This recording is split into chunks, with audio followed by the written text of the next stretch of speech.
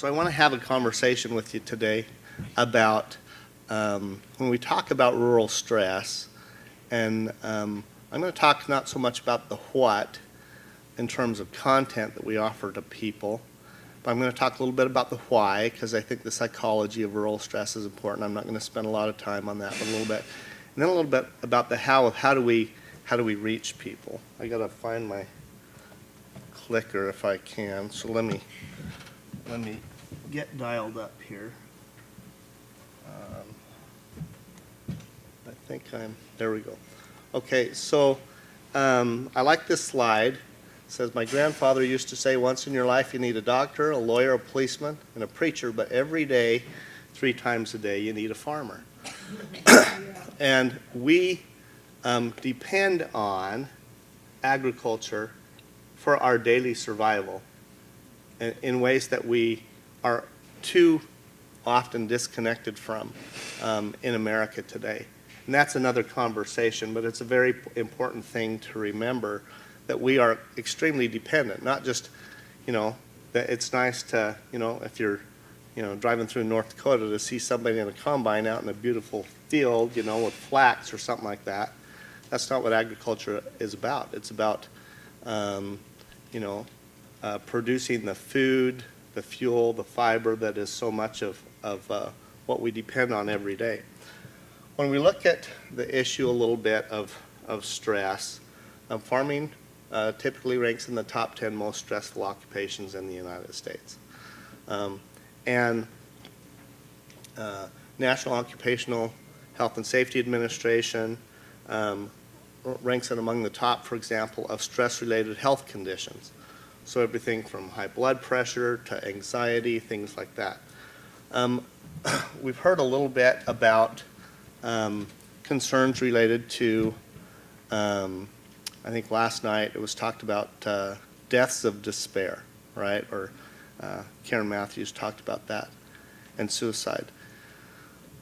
So some of you have seen recently the Centers for Disease Control and Prevention reporting on basically over about a 20-year period increase in suicide rates across the United States.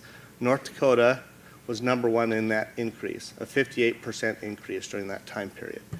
And so you can imagine, as someone who deals with these issues in my state, we're extremely concerned about that and the contribution of what is happening with rural populations who are dealing with some of these stress-related concerns.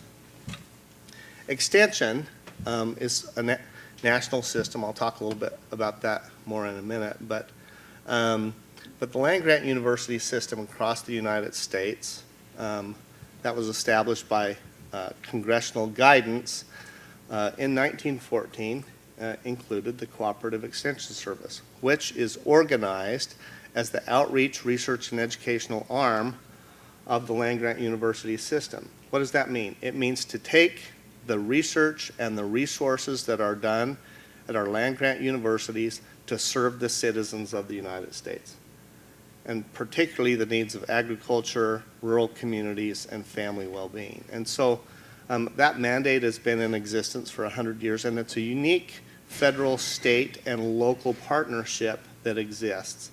The funding for extension comes from all of those sources, and so it's a system that is designed to be responsive to emergent needs across the United States, but particularly in rural America. And so part of what I was asked to address today is how do we need to act in response to a concern like rural stress, and what are some of the things that we are doing? Recently, Cooperative Extension nationally has focused on what they call the National Framework for Health and Wellness. In other words, a national initiative to do more to contribute to the health and well-being of individuals, families, and communities across the United States. And I won't go into too much detail with that, but if you look at the center of that, it's about people, right? And then you see the next circle around that. It talks about healthy and safe environments and healthy and safe choices. So making health and safety a priority. Now, when I was a kid growing up and I was moving cows in the corral, my dad would say, Sean, watch out. Watch where you're walking or that cow's going to kick you. And I didn't always pay attention. And I had some bruises and scars as a result of not paying too much attention. If any of you, maybe give me a show of hands. How many of you were raised around agriculture, working with livestock, working with equipment, all right? Okay, so you've all heard the same lessons that I have, right?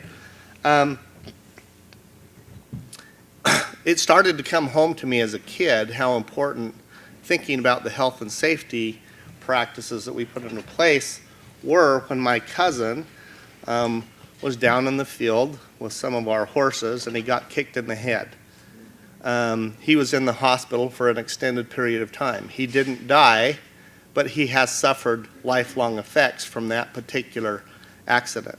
My Uncle Hal was killed in a farm accident. So I know from personal experience in my family, from those and many other experiences, some of you have, if you worked in those settings growing up, you probably have a few scars to testify to the fact that thinking about health and safety is really important when we're talking about what we do in agriculture. And so one of the things I've been searching for as we talk about issues of rural stress is what are the messages that we send? And I think, we've talked a little bit about stigma and attitudes of resistance to talking about health, particularly mental health issues with agricultural or rural populations. And so I think, the messages that we send are really important. Where do we move the conversation?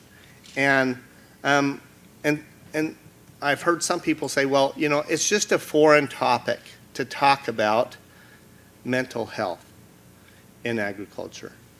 And if we reframe it a little bit and say, let's talk about health and safety, I think it's important to realize that that's a bunch of nonsense.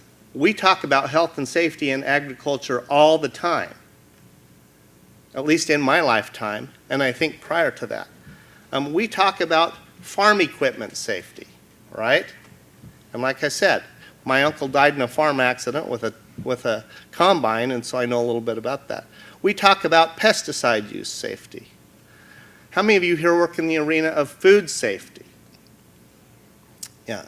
So we talk about these issues constantly.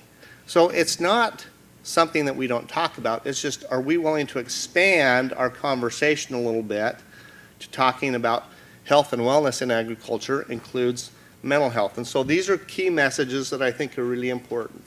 That when I visit with people in agriculture, these are the messages that I focus on. First, your health is your most important asset as a farmer, rancher, or agricultural worker. And Terry was just talking about assets. We talk about land. We talk about equipment. Those are assets that when you look at the balance sheet of an operation, yeah, they have value. But they are by no means the most important resources or assets that exist in any farm or ranch operation, no matter its size. The health of the individuals in that operation is critical to their functioning, to their ability to make decisions, to produce the livestock, the crops, other things that we depend on. That's the most critical resource that they have, and helping them understand that is first step. Second, farmer and farm worker health and safety is the most important priority in managing any family or ranch operation. And sometimes this only comes into clear focus when we have gone through the experience of having a family member who's been affected by a farm accident, or when we've had a neighbor or someone that we care about have a suicide attempt. Then it comes to the forefront of our mind.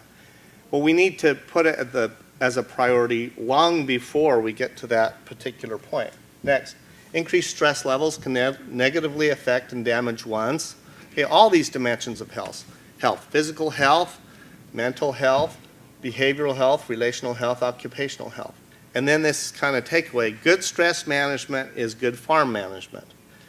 And I think that, with our farm management programs and other approaches, we need to talk about this as a central component of how we operate in agriculture. So it's a conversation I think we need to engage and think about our messaging. All right, so Terry's kind of taken us through rural stress conditions. What's the story a little bit? I'm not going to spend a lot of time on this, but I'm just going to show you a few things as to, like, in my part of the country, some things that are telling a similar story. All right, so we did a statewide survey. This is just with our extension staff who are working with folks in agriculture every day. This was the spring of 2017. Okay, and these are just 2 questions that we asked. What are your expectations for economic conditions in agriculture in North Dakota in the coming year? 70% of them said they expected it to go anywhere from slightly worse economic conditions to significantly worse. That's just a small barometer of what people in the agricultural community in our state are thinking just about economic conditions. Next. What do they consider about individual and family stress levels, where they would be? 75% said they would be anywhere from slightly worse to significantly worse over the course of the next year. Now, I've shared this little, rapid assessment survey and done it in a couple of other locations. We've done it in Kansas, where I was recently, and I've run the numbers for them. I haven't shared them with Kansas yet. They're very similar to this. I shared them with Jennifer Holt at University of Georgia. Jennifer, are you in the room? Yeah, there she is. And she was going to hopefully get a chance to do a little bit of this in Georgia. So maybe she and I will have to get together during the break and see what we've learned about this. But so basic story is, okay, so yeah, there's an outlook of concern, right? But what's the why of so much stress? Well, I think part of it is the psychology of folks who are operating in this environment. So have you ever seen a King Kong movie? And when King Kong makes his appearance, like, what do people do? Typically, they run around and they're trying to figure out how do you deal with King Kong? Because this is something that's new. Typically, when we talk about stress in agriculture, we're talking about weather. So, for example, drought conditions have been an issue across much of the United States recently. I think, here in the South, you've been dealing with Hurricane Michael, some other types of things. Okay, crop prices, and, Terry's presentation talked a little bit about, okay, we had a really good period there for multiple years, but now prices have dropped, and I'll talk just a little bit more about that. But when they drop by a third to a half in a 2-year period, and you've been used to, making a respectable profit for 6 or 7 years prior to that, it's a huge shift. But are there other things that are involved? Okay, so if you look at the U.S. Drought Monitor, here's an example. This is the central United States. You can see all the way up through the central United States. This is just this summer, one day. You can see, moderate to severe drought conditions across much of the Midwest. Okay, so this is an example just with 3 crops: spring wheat, soybeans, and corn. Okay, from 2012 to 2014, you saw those prices had gone up. But for just those 3 crops, which are major crops in my region of the country, a third to a half price drop within a 2-year period. Okay, so we talk about adjustment. Okay, this particular, spring wheat cost per acre. So if you look at cost of production per acre, look down around 2006, say you're around $200 per acre cost per spring wheat. These are all your input costs, fuel, things like that. Notice that by basically 2011, 2012, within a fairly short period of time, your input costs have doubled. Your production costs have doubled. And that's what Terry was talking about at the end of his presentation. Okay, hey, people were making a profit. We can make more money off of that, so costs follow that. But costs have not now necessarily come down. So for the producer who suddenly went from making money to losing money, well, we didn't break even this year. We didn't, cash flow, we're not cash flow positive in our operation. Well, maybe we can take that for a year. Maybe we can take that for 2 years. But when the costs don't come down, when your cash flow comes down, but your input costs don't come down correspondingly, and they significantly haven't, as Terry was mentioning, okay, that's a recipe for extreme financial stress, going on year 3, going on year 4, things like that. Okay, we've talked a little bit about the issue of farm stress and and suicide. So I got a note last week from a farm advocate in my state. And she and I communicate regularly. I communicate with a lot of people across the state. And she said, I just wanted to let you know about a situation in our community. We just had a 27-year-old young man, no farmer, take his life because he was concerned about the financial condition that his farm operation was in. She said he's the third in our little community in the last 2 months. So their community is just reeling from this. And that's the reality, is not every person is going to be in that condition. Not every operation is going to be in that condition of extreme financial stress. But for those who are going through this right now, it's a very stressful reality that they're trying to find ways to deal with. Many of you are familiar with the CDC study that talked about higher suicide rates by occupation among the farm and ranch population, and they've revised that a little bit.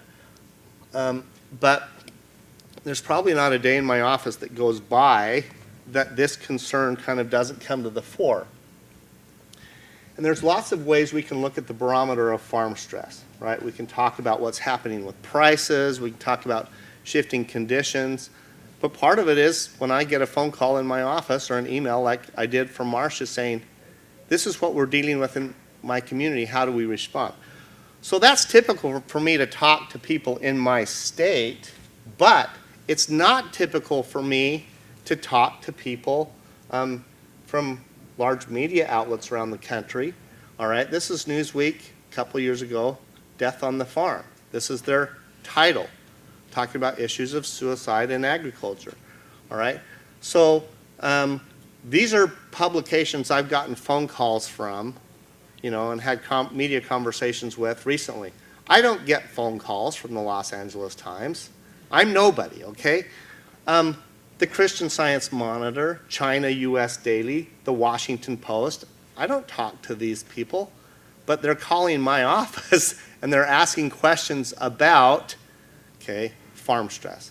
All right, so these are just indicators that this isn't a big issue. So agricultural stresses have an impact across the whole of the agricultural system, on farm and ranch management and the options that are available to people, on family financial security, on individual health and well-being, and on family well-being and the functioning of relationships. And you heard a little bit yesterday about increases in divorce rates.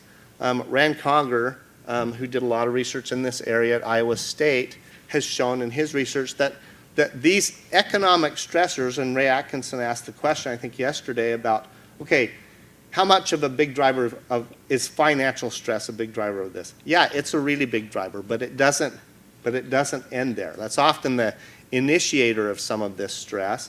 But then it kind of reverberates through the family, and you see, less resources available for good parenting and things like that. So it's very challenging for families. And when you talk to folks, and I've been surveying, farm and ranch populations on this for about 20 years, most people who are surveyed, who are in production agriculture, attribute these kind of crisis situations to factors that are beyond their control, and they often are. Weather, market prices, farm policy issues, things like that. In our state, 97% of our soybean production has been going overseas to China. Can you imagine the stress? We just had a press conference a couple months ago, and we basically told the soybean farmers in our state, you're going to have to store your soybeans. They're not taking orders to ship out of the Northwest markets where we ship to China. And so, even the local elevators are saying, we don't know if we're going to store your soybeans. So imagine if you're a farmer and you've got a crop growing in the field. We talked about the stocks that are already in with soybeans, right? And basically, you're told, you've got to harvest now. It's harvest time. And you've got a field full of crop that is either going to rot on the ground or you got to find a way to store it because it's not going to market this year. Imagine the stress in addition to the normal operating conditions. So these are the kind of things people are dealing with. So factors beyond your control may create a sense of challenges beyond resolution. The resulting recipe of feelings is helplessness, victimization, anger, depression. So these are what populations may be dealing with, all right? Now, what is the attitude of people to deal with these kind of concerns? I like this little graphic, all right? Let's see if I can get back that. Okay. It says that, and this is a quote from a farmer himself, 2006. He said, they maintain their tractors, they maintain their pumps and everything, but they don't maintain themselves. And one of the ways we've been talking about this in our region is to say, look, you know very well if you're in agriculture that maintaining the well-being of your equipment is really important to being able to operate in your operation. And if there's a problem, you'll slow down, you'll get it checked, you'll do what you need to do to maintain it so it's functional for you. Your health is the same. And just like you need to check your equipment and make sure it's functioning well, you need to take care of your health because that's your most important asset. That's your most important resource. Okay, so why can it be so stressful? Well, if you look at this example, Progressive Farmer magazine, shows the Baumgartner family, right? And look at that picture, all right? What do you see? What does it say? Lasting what? Legacy. Every person I've heard introduce themselves of being connected to agriculture over the last day and a half while I've been here, they don't just say, oh yeah, I grew up and I had a chance to see farming. It's not just that. They say, oh, I grew up on a 3-generation dairy farm. I grew up on a 7-generation peanut farming operation in Georgia. Why do they say that? Okay. Individual levels of stress are linked to how a person perceives the source of stress, their orientation to that stressor. When someone is in the field of agriculture, this is not everybody. There are some people who are in it for primarily the purpose of making a dollar, making a living. But most people in agriculture are not in it for that alone, right? They're in it because, as Terry said, they value a rural way of life and many things that go with it. And it's not just something that they maybe chose, but they may have grown up with. They may have been born into it. And so they practice what we call the 11th commandment orientation. Thou shalt farm, all right? Research calls this the agrarian imperative, And you'll see people and they'll have a bumper sticker. It'll be on their license plate. Born to farm.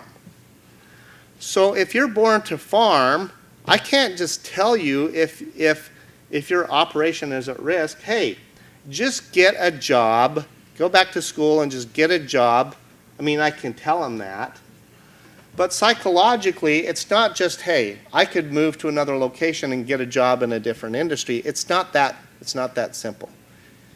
It's more about, okay, not just a change of job, but a loss of identity, a loss of self. A loss, perhaps, look at this family, this grandfather, father, and son together, a loss of a generational way of life that they have worked extremely hard for and committed their identity to over generations. Psychologically, think about the stress of losing that versus just making a shift in occupation. And that's why, okay, so a family is more than an economic unit with needs to be met. A set of individuals bound by love, blood ties, and loyalty across generations. When they're rooted in the context of farming or ranching for their livelihood, then economic crises concern much more than making ends meet. For families who've chosen farming or ranching, it's more than a means of making money, it's a generational way of life. So when it comes to the impact of a farming or ranching economic crisis on families and communities, it's about more than making money, it's about the continuance of a generational way of life that is rooted in history. And I think that understanding, once you understand that, then it illuminates why rural stress can be so challenging and why, and we talk about all these factors. We talk about isolation. We talk about availability of access to health care. We talk about stigma in terms of willingness to access mental health support services. All those are factors. But to me, the psychology of the individual who is experiencing the stress is important for us to comprehend as we think about, okay, how can we be helpful to individuals? So, all right, responding to rural stress. The first issue in being able to assist someone who's dealing with a health challenge is, are they willing to get assistance from a qualified individual who can be of help, right? So ask the question, does the individual or family put up barriers to seeking assistance or accessing available resources? How can that be minimized? What strategies can encourage outreach? So this is from a public service campaign focused on rural stress with farmers. It says, I'd be the first to offer help, but I can't ask for it myself. And you'll often see that in rural contexts, right? Here's the ethic you'll often hear from, and I've heard this from many farmers.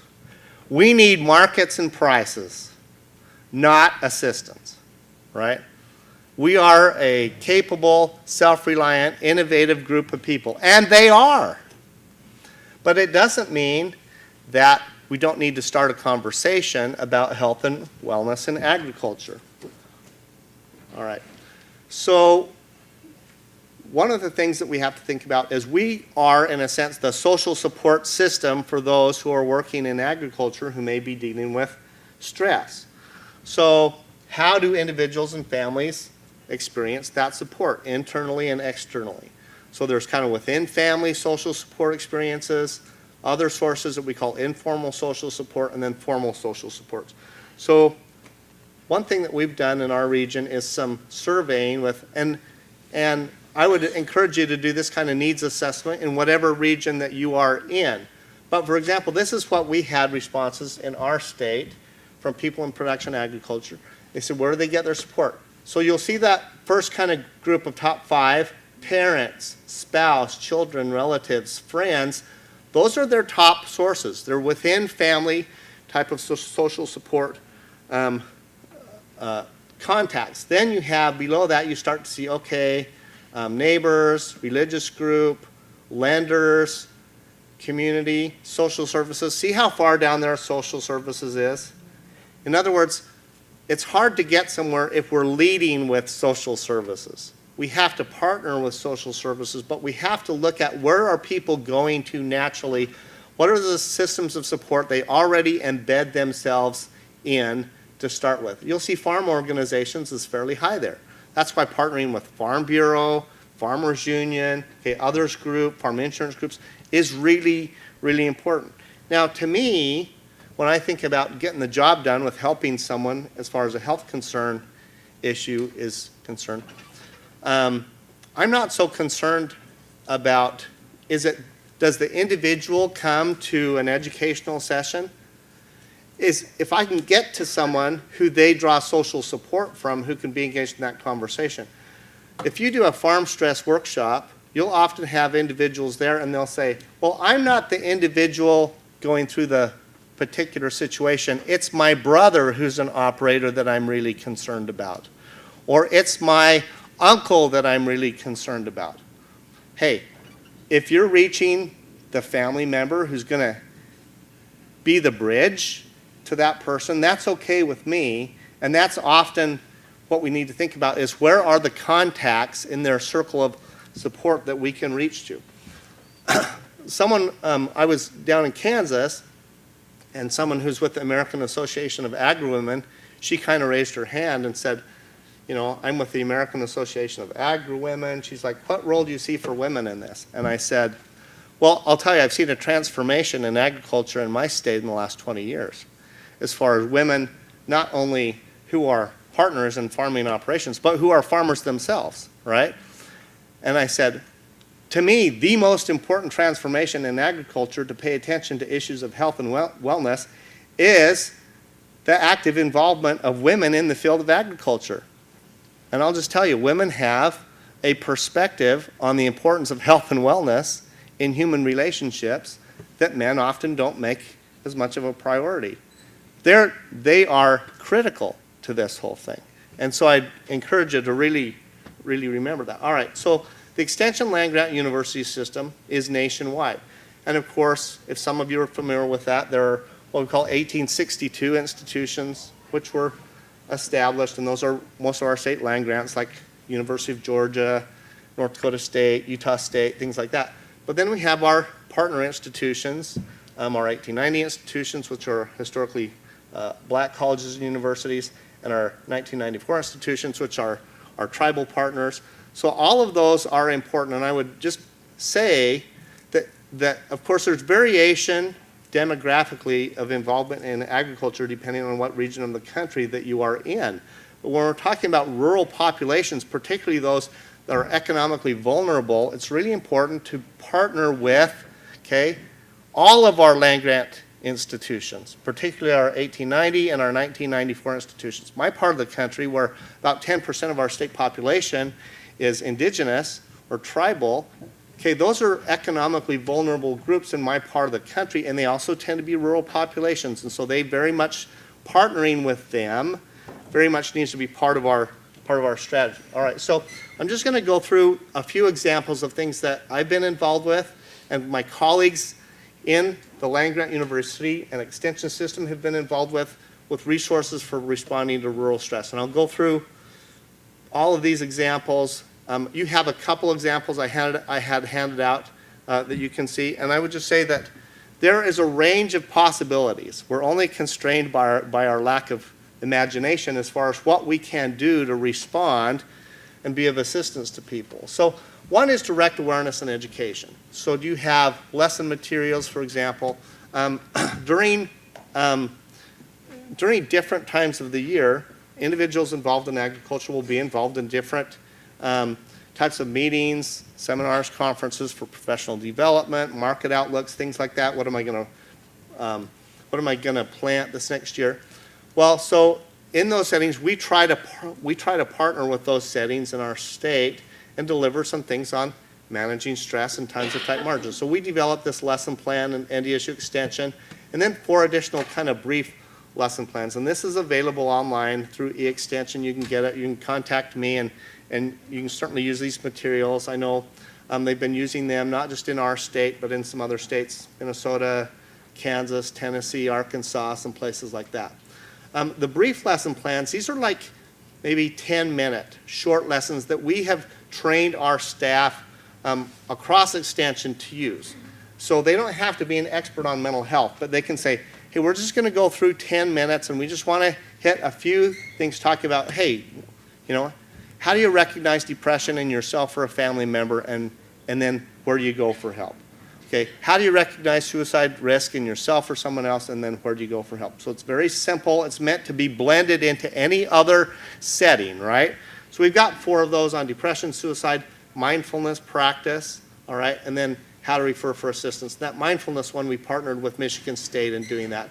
So here's examples. This is the lesson plan, and with this we focus not so much on, we try to give people a process for managing stress in their particular situation. But so we have these brief lessons, understanding stress and depression, suicide and depression, what can I do to help? So these are some examples. Michigan State, most of you have seen what's coming up with Michigan State, January, where they're saying we want you to come and you can get some training in mental health first aid. So that's kind of, okay, frontline responder, agricultural worker, if you are working with people, what do you see with people under distress? And then they have a couple workshops that are similar. These are direct delivery type of workshops, either communicating with farmers under stress or for people in production agriculture, weathering the storm in agriculture. So that's something to maybe pay attention to in January. That's an opportunity. So, you know, maybe brainstorm a little bit. So we're going to have a facilitated discussion, but just think a little bit. Okay, what other types of direct educational lessons or approaches should we explore? All right? Okay, another thing. Obviously, we live in an online universe, so links to further information online. This is where we just facilitate access to information. And we've done multiple web pages because we know that people are going to they may not go directly to a web page that talks about you know, dealing with your mental and behavioral health. We have a web page on that where we make resources available and kind of have regular posts and things like that. But we have one specific to drought stress because that was a big issue in our part of the country, and people were asking about drought, and then we could kind of lead them to other resources, or on farm and ranch stress. So we've kind of have very similar resources on all of those, but just different kind of entry points. I was asking one of my grad students who were working on this, and I said, Brooke, I said, for younger farm populations, how do you think we need to deliver this information? And she said, SNAP stories. How many of you know what a SNAP story is? Thank you, all right. I had no idea what a SNAP story was, but it's a good example. What? You have 8 kids. Yeah. Yes. I mean, I know now, right? I know now. But it was a good example of, okay, technology use and how are people accessing information, right? Okay, so there's a lot of others. The Extension has some really good resources on production, agriculture, and stress. And the Mental Health America has the Live Your Life Well campaign, which we've been encouraging people to tap into for health and wellness.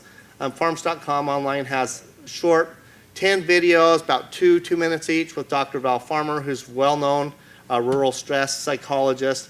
Apps, so we've been using the Calm and the Storm mobile stress app. So we try to connect people with a variety of technology-based resources that can be helpful, as an example. All right, and then we always try to refer them to specific resources that they can access in their region. So 211, for example, as a helpline, talking to a local healthcare provider, and I'll just, we talked a little bit yesterday about, access to healthcare resources, particularly mental health support services, tend to be more limited in rural areas. But the most common point of health support is a healthcare provider of some kind in the healthcare system. So even if you don't have a mental health provider, so I always start people and say to get checked, talk to your local healthcare provider. That could be a nurse practitioner, a PA, whatever, but have a starting point because they deal with health-related issues, and we can talk about all the stress-related health conditions, and often and including mental health, which might be anxiety, depression, or other things. And then the National Suicide Prevention Lifeline. And this is an issue. I've had a lot of people in the last year come to me, and they're saying, look, I'm working with dairy farmers, and do you have something that, as we make on-farm visits with dairy farmers, where we could talk about suicide prevention resources? And they said, I never thought I'd be having this conversation. It seems weird for me, where I focus on dairy production, to talk with them about, suicide risk information, but I feel like that's necessary. And it is necessary. But making them comfortable with that and putting in their hands the resources that they need when they're having those contacts, that's where Extension and the land grant system can really play a role. Okay, so thinking about what other kind of online or technology-based resources, and I wish we had time to brainstorm all these a little bit more. We'll do more later, but okay. Then next are kind of direct educational resources, so like printed publications, for example. And years ago when I was starting an Extension, I toured around with a guy named Harlan Hughes, who was a beef cattle specialist, and he had a weekly news column that was read from coast to coast and around the world in about 25 countries. And I said, Harlan, as we traveled around together doing farm stress workshops, I said, what would you tell me based on all your years of experience? And he said, never underestimate the power of the printed word. So sometimes it's something as simple as a simple publication. And you've got a couple of examples. We've done ones like Farming and Ranching at Tough Times, kind of a brochure. But for example, one we've done recently is Responding to Distressed People. And this has an example. Okay, we provide this so people have an idea of some of those resources they can go online and get. For example, this one, Responding to Distressed People, was not my brainchild, it was my boss's brainchild.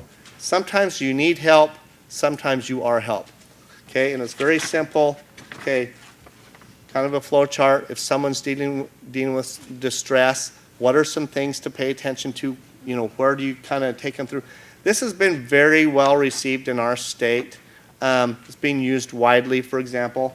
Any of these resources we're willing to share, just contact me. But pretty simple, but we're putting this up in local grain elevators, local coffee shops, extension offices, places like that where, we just provided a whole bunch of them to bankers associations throughout our state, people who are lenders. So people who are having these conversations where someone comes in and then the issue of stress may come up, they have a little bit more of a resource to kind of deal with that.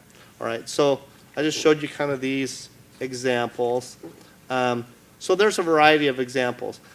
Michigan State has this one, How to Cultivate a Productive Mindset on mindfulness, and then they've also got a little video that goes with that online. So there's different things you can use to kind of link people.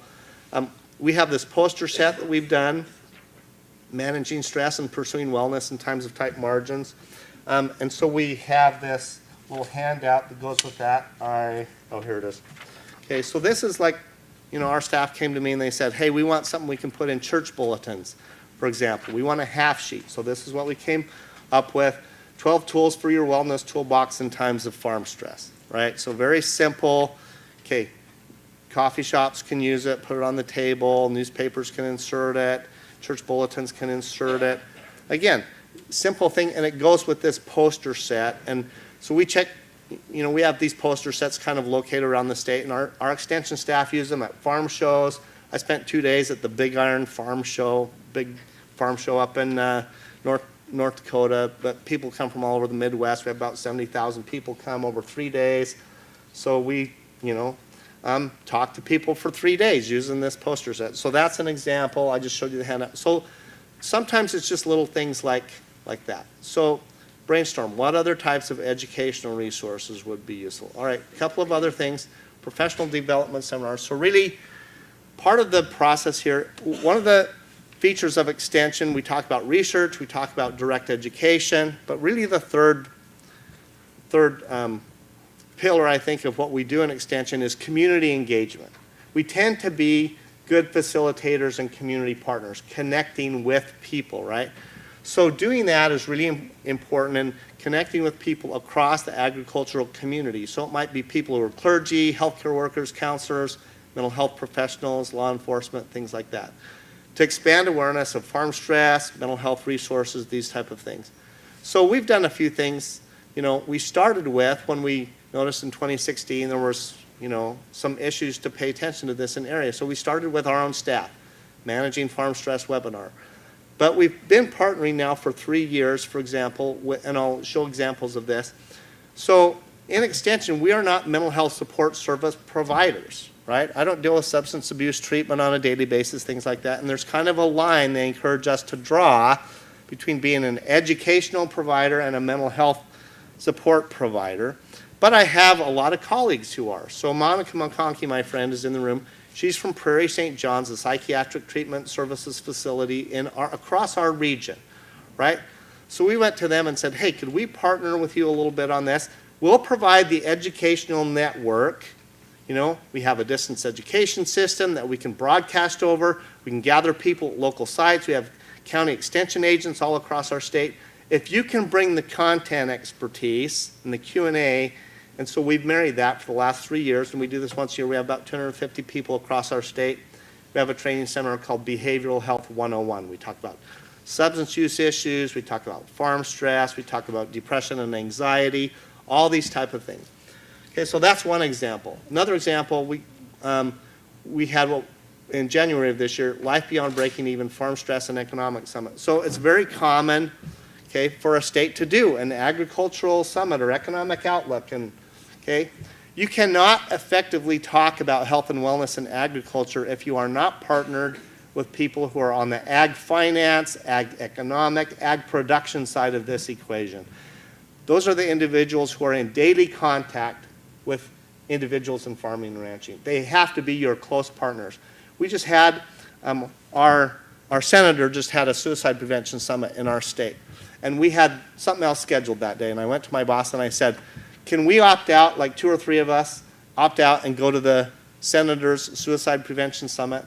Because I've learned, you don't have to be the show. You just know where the parade, if the parade's going on, then you run to the front of the parade, right?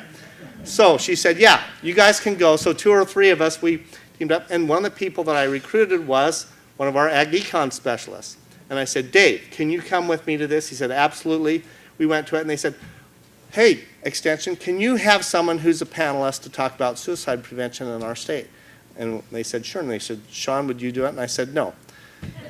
And they said, well, who are you going to have? And I said, we're going to have Dave Ripplinger, our ag econ specialist, because they needed to hear about what was happening with suicide rates and concerns in agriculture from someone on that side of the equation. And I was in the room to provide support. But okay, so I need to wrap up here. A couple of other examples.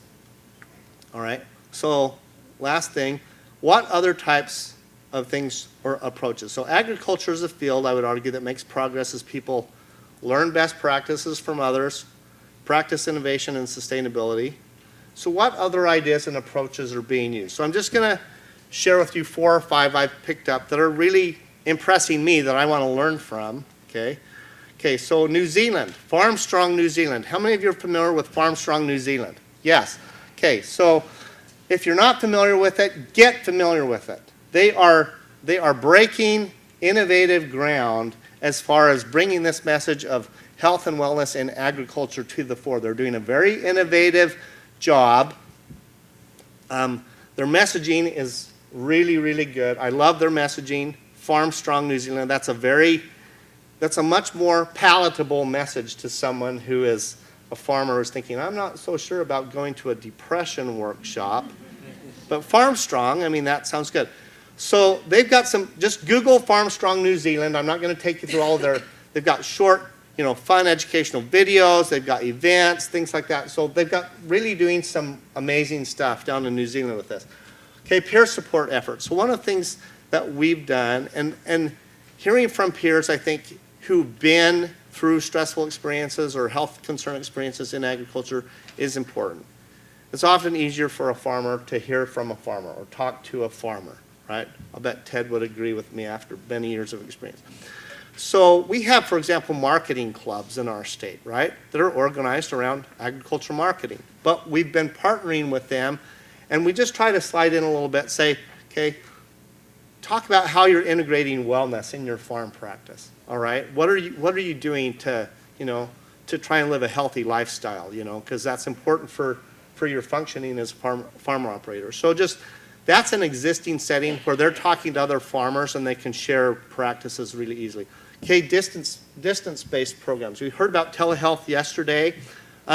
Here's an example. So there's a program that's an online-based program that Montana State University is piloting right now. It's a multi-session, wellness